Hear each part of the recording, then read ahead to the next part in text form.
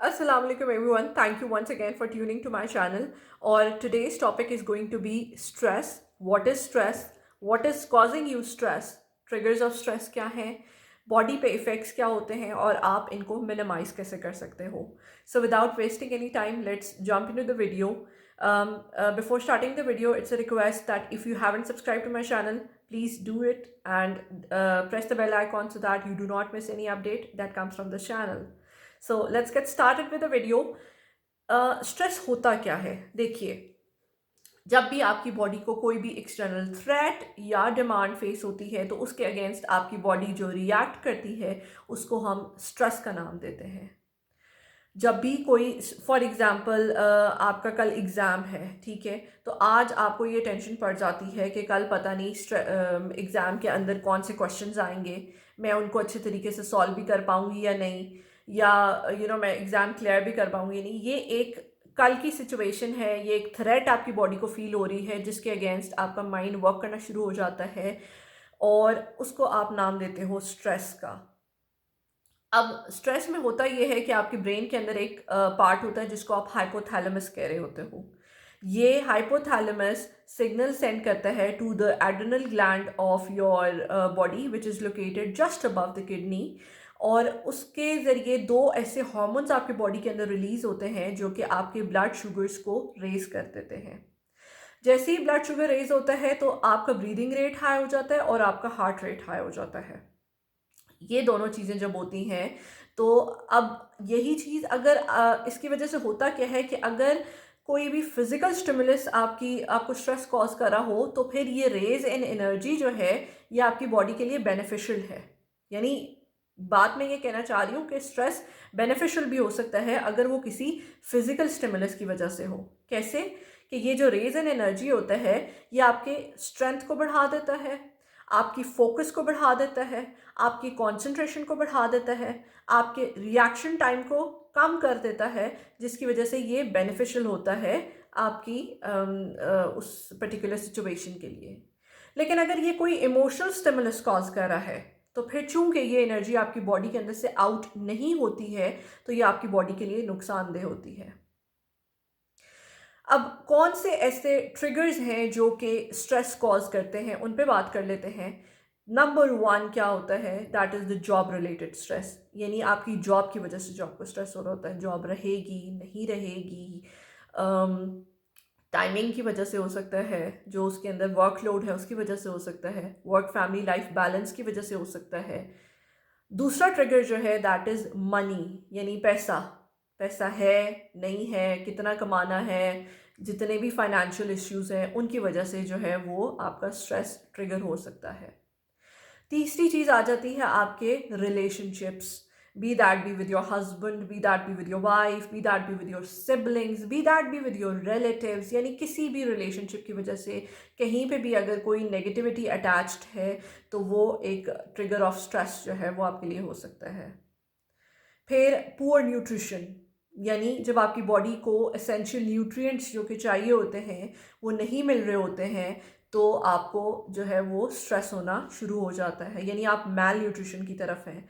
आप बॉडी को जो एसेंशियल न्यूट्रिएंट्स हैं वो आप बॉडी को नहीं प्रोवाइड कर रहे हो। देन लैक ऑफ एक्सरसाइज, जो कि हमारी रूटीन्स में बहुत ज़्यादा इन हो चुका है। हमारी कोई एक्सरसाइज रूटीन्स नहीं है, कोई वॉकिंग रूटीन नहीं है हमारी, ठीक है। फिर उसके बाद ओवर यूजेज ऑफ मीडिया जो है, यानी मीडिया का बहुत ज़्यादा इस्तेमाल।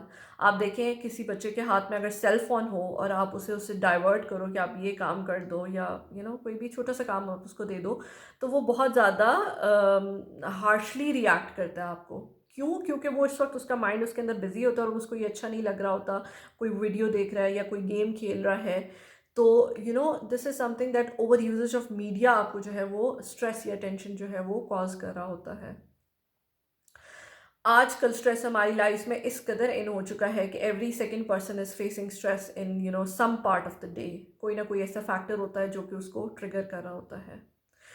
यही स्ट्रेस अगर आपकी जो स्ट्रेस रिस्पॉन्सेज हैं वो अगर आपकी बॉडी देर तक रिसीव करती रहे तो आप anxiety, depression, sleep disorders, memory impairments, cardiac problems, digestive problems और स्लीप डिसऑर्डर्स, ठीक है। इन तमाम यानी ये ऐसी बीमारियां हैं कि ये स्ट्रेस अगर प्रोलॉन्ग होता जाए तो इन बीमारियों की शक्ल इख्तियार कर लेता है। सो हमारा पॉइंट यहाँ पे क्या है कि हम इस स्ट्रेस को मिनिमाइज़ करें, इस स्ट्रेस को ज़्यादा आगे बढ़ने ना दें, ताकि ये हमें जो है वो मेंटल इलनेसेस या दूसरी जो बॉडी इलनेसेस हैं उनकी तरफ जो है वो हमारा रुख ना हो जाए। एंड पे बात कर लेते हैं कुछ ऐसे फैक्टर्स की कि अगर इन फैक्टर्स को आप अपने लाइफ में इनकॉर्पोरेट करते हैं तो काफ़ी हद तक आप स्ट्रेस से जो है वो डील इन कर सकते हैं। नंबर वन ये है कि आप एक्सरसाइज को अपनी रूटीन बनाइए, ठीक है।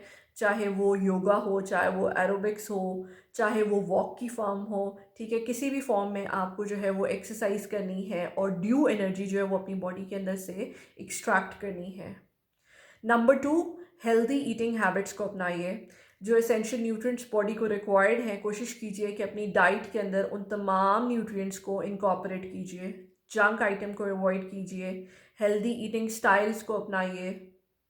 फिर उसके बाद मेडिटेशनल स्किल्स को अपनाइए, जिसमें आपके पास नमाज आ जाती है और बहुत सारी मेडिटेशनल स्किल्स हैं जो कि आप अडॉप्ट कर सकते हो। स्लीपिंग पैटर्न्स को बेहतर बनाइए, ना ज़्यादा स्लीप लीजिए ना ही कम स्लीप लीजिए, यानी ड्यू स्लीप जो है वो रिक्वायर्ड है आपके। फिर उसके बाद जो और चीज़ें आपके स्ट्रेस को कंट्रोल कर सकती हैं उसमें आपका मीडिया का यूजेज है उसको कोशिश कीजिए कि कम बनाइए और अपने आप को हेल्दी जो लाइफस्टाइल है उसकी तरफ लाइए। कोशिश कीजिए कि आपकी तरफ से जो है वो नेगेटिव एनर्जीज बाहर प्रमोट ना हो, यानी खुद भी खुश रहिए और लोगों को भी खुश करना सीखिए। क्योंकि जब आप ये पॉजिटिव एनर्जीज लोगों की तरफ फैलाएंगे तो ऑटोमेटिकली आपके अंदर भी जो नेगेटिव एनर्जीज हैं उनकी अकोमुलेशन कम हो जाएगी। सो रिलेशनशिप्स ऐसे बनाइए कि जो कि आपको नेगेटिविटी कॉज ना कर रहे हों। ऐसी सिचुएशंस को अवॉइड कीजिए जो कि आपको स्ट्रेस कॉज कर रही हों। So be happy and make others happy too. ये कुछ ऐसी टिप्स एंड ट्रिक्स हैं जो आई एम श्योर हम अपनाएं तो काफ़ी हद तक स्ट्रेस को अपनी लाइफ से जो है वो आउट कर सकते हैं। I hope the video was useful for you. If it is, please don't forget to press the like button. Subscribe to my channel. I'll catch you in the next video. Till then, अपना बहुत सारा ख्याल रखिए, मुझे अपनी दुआ में याद रखिए। अल्लाह हाफ़िज़।